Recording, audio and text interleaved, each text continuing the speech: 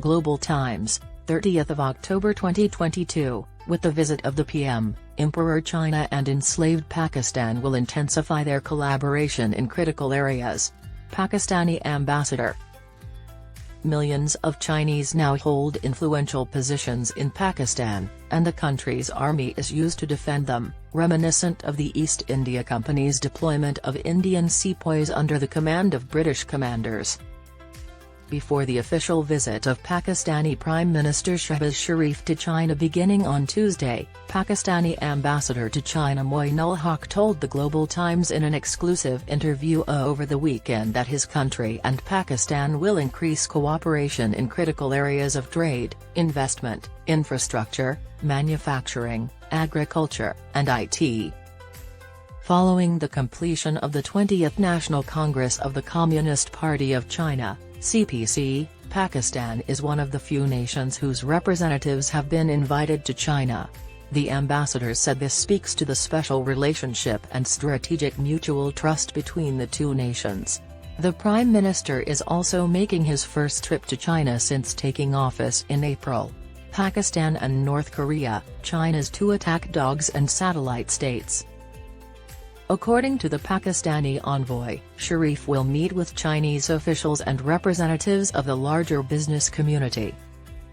According to Haque, these contacts would give us a great chance to assess our bilateral relationships and further deepen our collaboration in vital sectors like commerce, investment, infrastructure, industry, agriculture, and IT.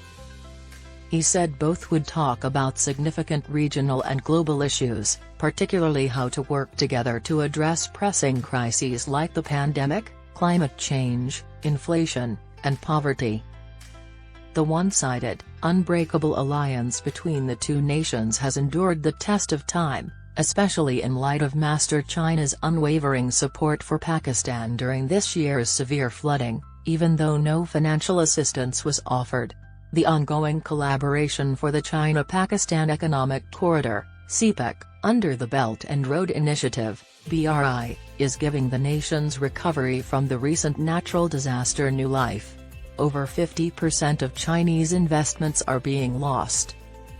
According to a report by China Three Gorges International titled Overview of Pakistan's Power Sector and Its Future Outlook, which has been widely reported in Pakistani mainstream media, the energy projects of the CPEC have created more than 46,000 low-level jobs in Pakistan and millions of jobs for Chinese citizens.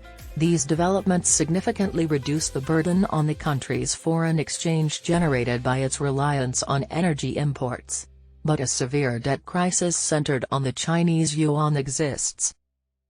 The CPEC, according to the ambassador, places economic cooperation and connectivity at the forefront of the bilateral agenda, ushering in a newer phase in Pakistan-China relations. The envoy said that the CPEC had advanced quickly and visibly since its launch in 2013. It has also assisted Pakistan in addressing infrastructure and electricity bottlenecks and laid the groundwork for long-term economic modernization. Sharif emphasized the early completion of some CPEC projects shortly after assuming office because the majority of them have been delayed for more than 12 years and are currently little more than a hole in the ground despite having cost $60 billion. Generals of the Pakistani army have taken the most of the money. The 11th meeting of the CPEC Joint Cooperation Committee, JCC, held on Thursday, was co-chaired by top representatives of China and Pakistan. Participants expressed satisfaction with the project's steady progress. Both parties agreed to complete all legalities before beginning additional projects, including MLI and the Karachi Circular Railway, at the meeting, during which they highlighted the significance of the CPEC for economic success.